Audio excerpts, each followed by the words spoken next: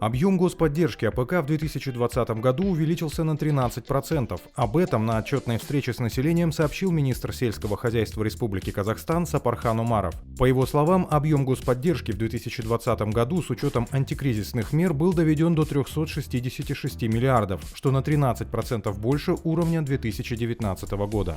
Субсидиялық қойылатын талаптарға өзгерістер енгізу арқылы шағын және орта фермерлерді субсидиялаумен қамту көлемі ұлғайтылды.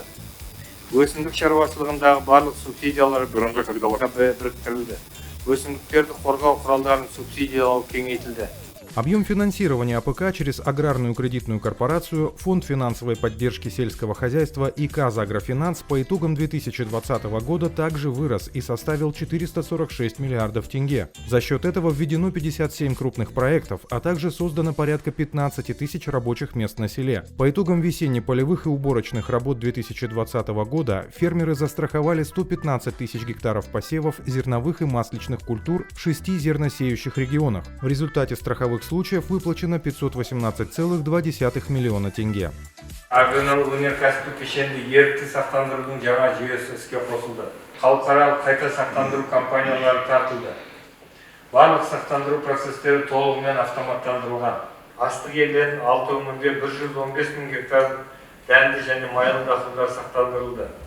В рейтинге продбезопасности журнала The Economist Казахстан занял 32 место в мире. По итогам прошлого года в отрасли АПК отмечается положительная динамика роста практически по всем макропоказателям. Объем валовой продукции сельского хозяйства увеличился на 5,7% и составил 6,3 триллиона тенге. Это наибольший рост среди стран Евразийского экономического союза. При этом производство продуктов питания в Казахстане также выросло на 4%. В этом году тенденция роста в сфере АПК сохраняется. За 4 месяца объем валовой продукции сельского хозяйства увеличился на 3%, до 831 миллиарда, а производство продуктов питания на 3,9%, до 673 миллиардов. Былтырғы жылы Жамбыл облысында осы шаруаларды қолдау үшін мына алқаптан сөреге дейін деген бағдарлама жүріп жатыр. Одан басқа Жамбыл облысындағы шаруалардың табысын жоғарылату бағдарламасы жүріп жатыр. Бұл бағдарлама бойынша шаруаларды кооперативтерге біріктіріп, оларға азаматтардан 2% кредит беріліп жатыр.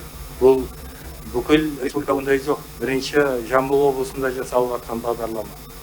Бұл бағдарлама осы министрлікпен әкімшіліктің бірлесіп жасап жатқан жұмысы. В Казахстане стабильными темпами увеличивается численность поголовья скота и птицы. Поголовье крупного рогатого скота по итогам 2020 года составило 7,8 миллиона голов, что на 5,6% больше, чем в 2019 году. Поголовье овец и коз увеличилось на 4,7%, лошадей на 10,1%, верблюдов на 5,2%. Соответственно, увеличивается производство животноводческой продукции, мяса на 4,3% и молока на 3,2%.